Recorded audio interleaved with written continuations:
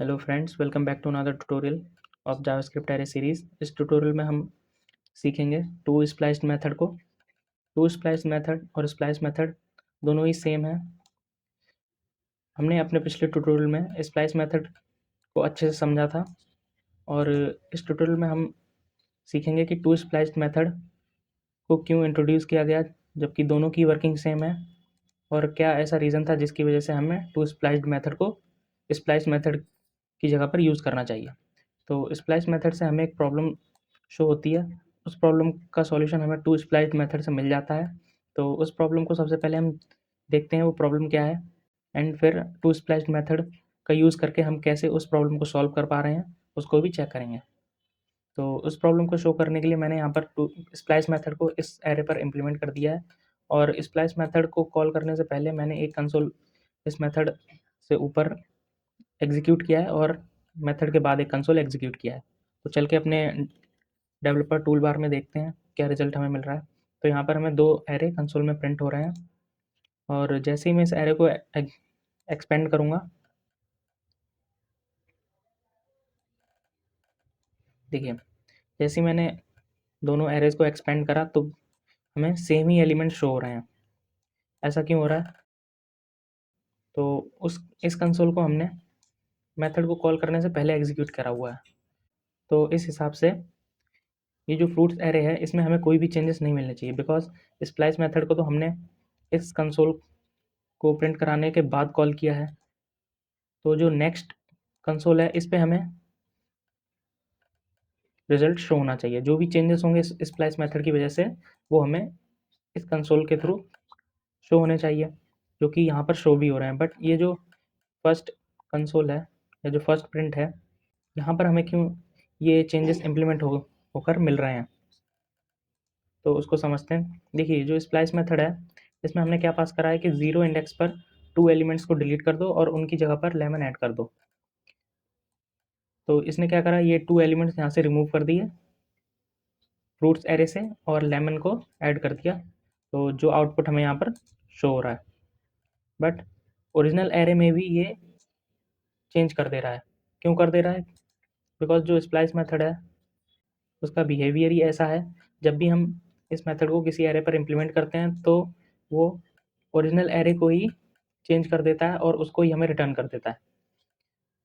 और जो to spliced method है उसको जब भी हम एरे पर इम्प्लीमेंट करेंगे तो वो हमें न्यू एरे रिटर्न करेगा instead of changing the original array. Splice method हमें ओरिजिनल एरे को चेंज करके रिटर्न कर देता है, जिसकी वजह से हमें यहाँ पर ये चेंजेस शो हो रहे हैं। ये देखिए, तो जो हमारा ओरिजिनल एरे था वो यहाँ पर चेंज हो चुका है, उसमें भी इफेक्ट हमें शो हो रहा है। तो इस प्रॉब्लम को सॉल्व करने के लिए, यानी कि जब भी हम एलिमेंट्स को डिलीट करें या ऐड करें तो हमें ओरिजिनल एरे पे कोई इफेक्ट नहीं पड़ना चाहिए। ये प्रॉब्लम क्रिएट कर सकता है कई केसेस में। तो इसीलिए टू स्प्लैश मेथड को ES 2023 में इंट्रोड्यूस किया गया, जहाँ पर हम वही सेम फंक्शनैलिटी को अचीव कर सकते हैं जिसको हम स्प्लाइस मेथड के थ्रू करते थे, यानी कि एलिमेंट्स को डिलीट करना, ऐड करना, और डिलीट और ऐड दोनों ही कामों को एक साथ हम स्प्लाइस मेथड के थ्रू भी कर सकते हैं। बट जो डिफरेंस रहेगा वो ये है कि ये ओरिजिनल एरे को कोई भी इफेक्ट नहीं करेगा और इसकी जगह पर हमें न्यू एरे रिटर्न करेगा। तो चेक कर लेते हैं टू स्प्लाइस्ड मेथड को। तो उसका सिंटैक्स बिल्कुल स्प्लाइस मेथड की तरह सेम ही है, बट जब भी हम टू स्प्लाइस मेथड को इम्प्लीमेंट करेंगे तो हम कैमल केस का यूज़ करेंगे और स्प्लाइस की जगह पर स्प्लाइस्ड हमें यूज़ करना है। तो बाकी सारे आर्ग्यूमेंट्स हम सेम ही रखेंगे, बिकॉज ये एग्जैक्ट सेम वर्क करता है स्प्लाइस मेथड की तरह। तो जो आर्ग्यूमेंट्स हम स्प्लाइस मेथड में पास करते थे वही हमें इसमें भी पास करने हैं। तो यहाँ पर मैं क्या कर रहा हूँ, जीरो इंडेक्स पे टू एलिमेंट्स को डिलीट कर रहा हूँ और उनकी जगह पर एक न्यू एलिमेंट ऐड कर रहा हूँ। तो चल के देखते हैं। ये देखिए दोनों ही केसेस में हमें बिल्कुल सेम वैल्यूज़ मिल रही हैं, चाहे हम एक्सपेंड करें या ना करें। तो दोनों ही केसेस में ये देखिए हमें बिल्कुल सेम वैल्यूज़ मिल रही हैं। ओरिजिनल एरे पर कोई भी इफेक्ट हमें देखने को नहीं मिल रहा है। ये देखिए यहाँ पर हमने मेथड से पहले इस कंसोल को एग्जीक्यूट किया था और मेथड को कॉल करने के बाद एग्जीक्यूट किया, लेकिन हमें कोई चेंजेस ओरिजिनल एरे पर नहीं मिल रहे हैं।